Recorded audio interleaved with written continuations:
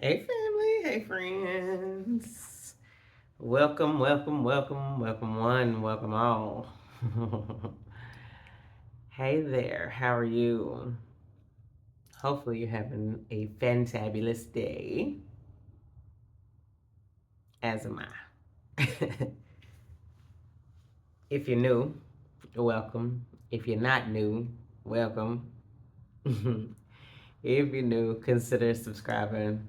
I would love to continue channeling messages for you as well. Anyway, subscribe if you will. Like, share, comment, all them beautiful things. Family. So today,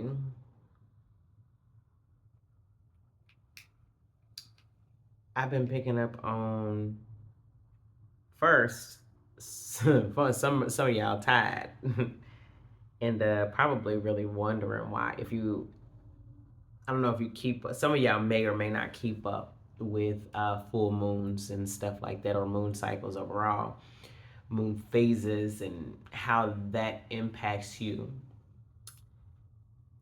It's interesting to me. A lot of people don't really realize the impact of it for whatever reason.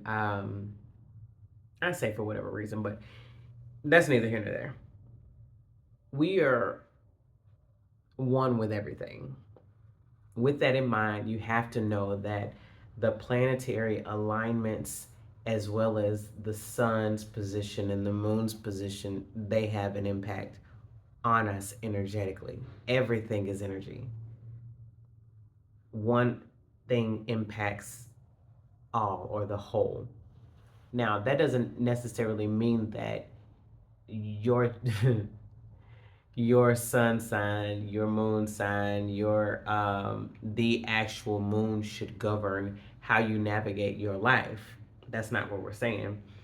But what I'm saying is they do have impacts on you. So, example, full moon energy, it's emotional energy. And so it often shows up in your emotional body. Um, some of its other effect is it's a bit of a drain. Think of it somewhat like your phone's battery, or your phone and how it operates when there are programs running in the background that drains the battery. That's a pretty good example of what full moon energy does. It's there. You can't, if you're not paying attention to it, you won't readily recognize it, but it'll show up as drainage. You will feel very tired at times. Approaching this full moon, many of you may not have felt as tired, but today you may have felt really, really tired. Its effects are different depending. And so this moon has been very interesting because it is in the sign of Capricorn. Capricorn is very structured. It is it's ruled by Saturn. It is a non-emotional, like, not even that it's not emotional. They are not they, but Capricorn is emotional, more emotional than it wants to be, more emotional than it admits to be. So, part of what you're experiencing in the way of tiredness is that battle back and forth of wanting to be more in control of your emotions, and working on that and presenting in the ways that you've worked on being emotionally regulated, while on the other hand being tugged by the fullness of the moon energy into a more emotional space, if that makes sense. Hopefully it makes sense. um, you ever tried to be unbothered by something and it worked for a pinch of time, but the more you sat with it, the more that unbotheredness began to fade? But internally you still like you have an argument for both sides. So it's like a tug of war going on inside. No, I'm not gonna take offense to that, but that was offensive. It's only offensive if you want it to be. I'm offended. Just that like not necessarily in the way of offense, but that as an example of just going back and forth with yourself. That is what makes you tired. It's a lot of emotional strain that comes with this internal back and forth a lot of the time. So anyway, there's that. Get you some rest. Get you some rest. And give it a bit. Tomorrow things should be different. Your energy will be different tomorrow. So that's really good. But along with that, this moon, this full moon energy has brought in more structure. It's brought in the emotional aspect of wanting to be connected to change, wanting and longing for change, which is another thing that usually happens with the full moon. You experience very key change elements if you pay attention to them. Anyway, if you don't pay attention to it, start paying attention to it now so that way you can kind of pick up on those patterns and how that goes. But in the spirit, or spirit was just showing me that there is a collective deep longing from so many for change. So many people, and not just spiritually, but with the state of the affairs that are going on in the world, there's a cry out and a longing for change. And Spirit is saying that it's not as bad as it appears, which can be very difficult to connect with sometimes just because we've conditioned ourselves or allowed ourselves to be conditioned to be led by our eyes and not necessarily by the Spirit. In spirit, things are not as bad as they seem. In the physical, they look dire. They look really, really bad on many fronts. But if you can pull yourself away from the appearance of a thing and just align with the aspect that the spirit is expressing, and you begin to take that on emotionally, by that I mean like emotionally connect to it. If more of us begin to do that instead of dwelling on and fixating on the appearance of doom and gloom, there will be more manifestation of stability and structure. But we have to emotionally regulate to get to that place. We have to be more guided by this regulatory, Capricornic, stern stance in our belief system.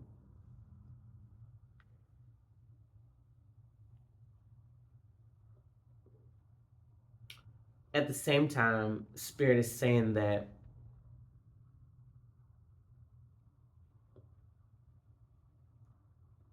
all things exist now. That means that your change is here and it's now. You don't recognize it because it don't look like you would think it should.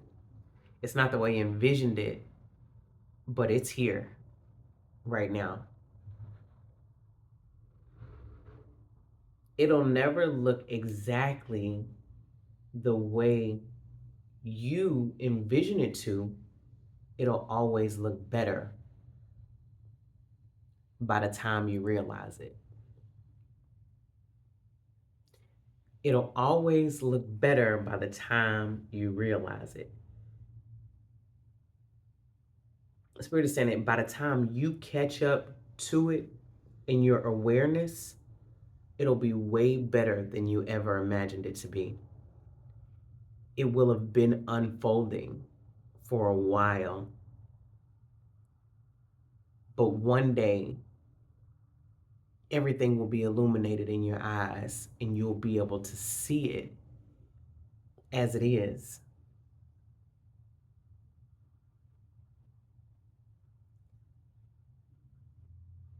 The path to that measure of righteousness is enjoying where you are, making the best and romanticizing life as it is, accepting where you are. It's not the acceptance that says that I'm not going to do anything to improve. It's the acceptance that says, I love it here. I am making the best of it. I am having a blast right here, right now. But also, I would like more. So, in my excitement and on this adventure, I take side quests that will help to propel me into the place and version of me that I would like to be.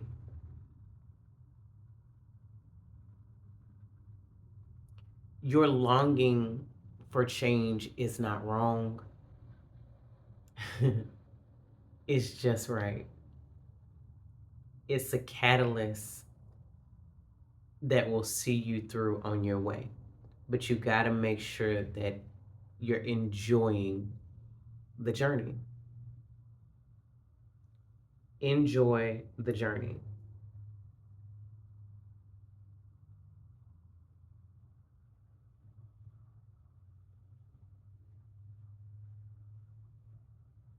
That's the key.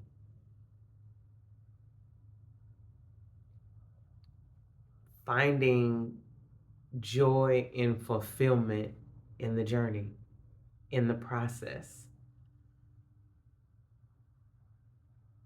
All great things stem from finding joy in the process.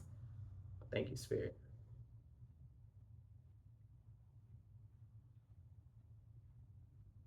And Spirit was saying earlier, and I was just reminded of this, the most effective way to be ineffective is by failing to nourish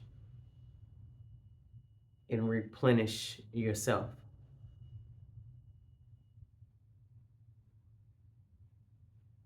The most effective way to be ineffective is by not nourishing and re-nourishing yourself.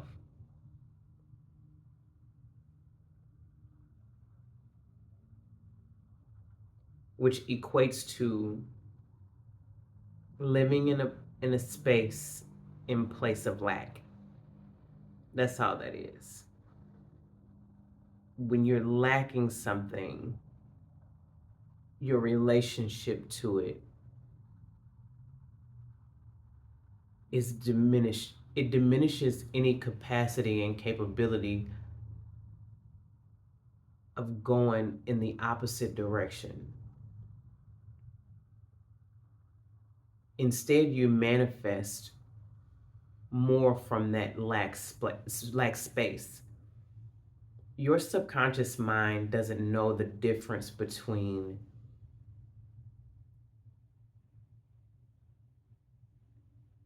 lack and abundance. It only knows, yes, it only knows the connection in relation to your emotions toward a certain thing. And because it only knows yes, the endeavor is to give you more of who you are and who you're conditioning yourself to be.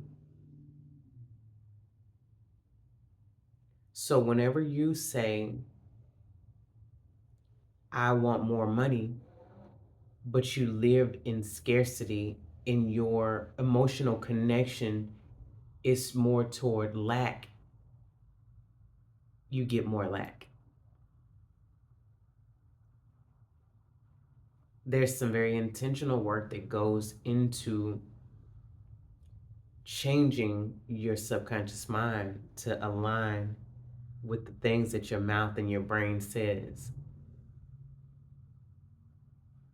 But Spirit said the secret is enjoyment, fulfillment, enjoying life, enjoying your present state to the best possible extent changes everything.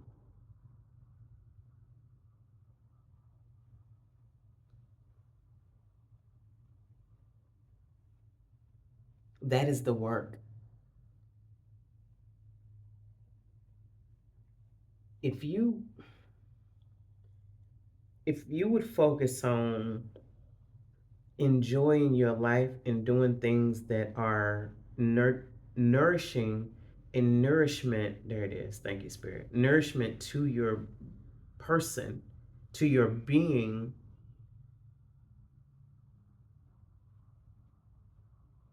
so Spirit is saying so intentionally as you do your work, your job, you would have more unfolding in your life than you can ever obtain with that job. That is the work. We've been taught the productivity model, always being busy, always doing this, always doing that, busy, busy, busy, work, work, work. That's actually not even, that's not the key. That's not the key to success.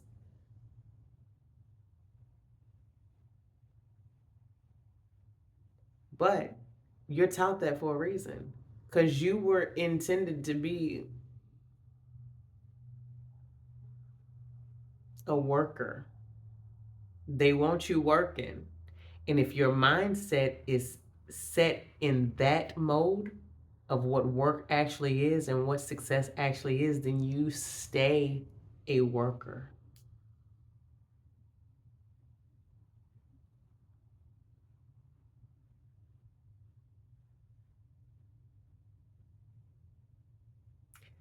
It's so interesting. Think about it. We're so far removed from what actually works in the way of manifestation and creating the life that we desire as deliberate creators, that when we manifest something and we see it come to pass with ease, it feels like a miracle. We perceive it as a miracle when all the while that is our most natural state. That's where we're supposed to live at. It comes with such ease and such flow. That's actually the more natural thing. And so much so that you had to be conditioned from pre K to be a worker. Listen, think about that. You have been conditioned since pre K to be gone away from your home for 9 hours working on a job for somebody else, hard as all hell.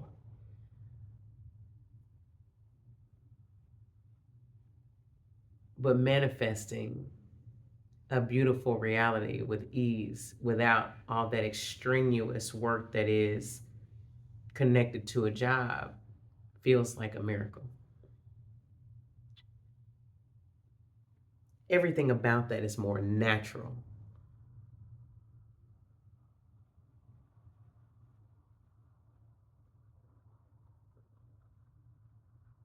Anyway, don't rush perfection. You'll have and be and do all the things you want to do, have, and be. Relax. Just relax. Be patient with yourself. And more importantly, enjoy life. Enjoy it. Do all the fun shit. Don't take life too seriously until you need to. And even then, only take it so seriously. Play through the serious shit too.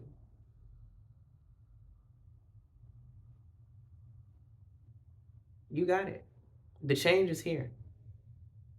But don't fixate on it and try to get a, you know, stern and strict formula for change, because that's just operating from a place of lack. The desire to change is good. Being glued to it and being stressed out about, oh, how do I change? Like, figure out how to change, but figure out how to change with ease. And it really ain't a whole bunch of figuring out to do, because Spirit just told you here today, right now. Learn to be. Enjoy life. Sounds too easy, don't it? Sounds like it's lacking in work, don't it? The work is actually in learning to just be, which is wild. But it's we've been conditioned to do something completely different. And that is where you make a return to yourself, learning to be in your most natural state. And that, my friends, cousins, and family, which is cousins is family. Anyway, it's all self love. It's rediscovering and making a return to yourself as the God that you are.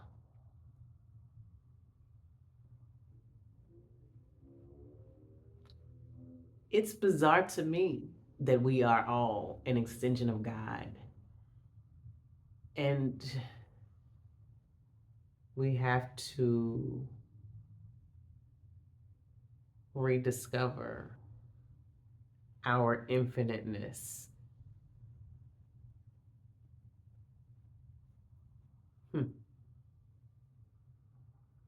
But loving yourself gets you there. It does. Anyway, that's the message. And I leave you in both love and in light. And hopefully, this is something that resonated with you and you find value. Like, share, comment. If you haven't subscribed, I'd love to keep delivering these messages for you where they fit. Anyway, gonna be great. Enjoy yourself.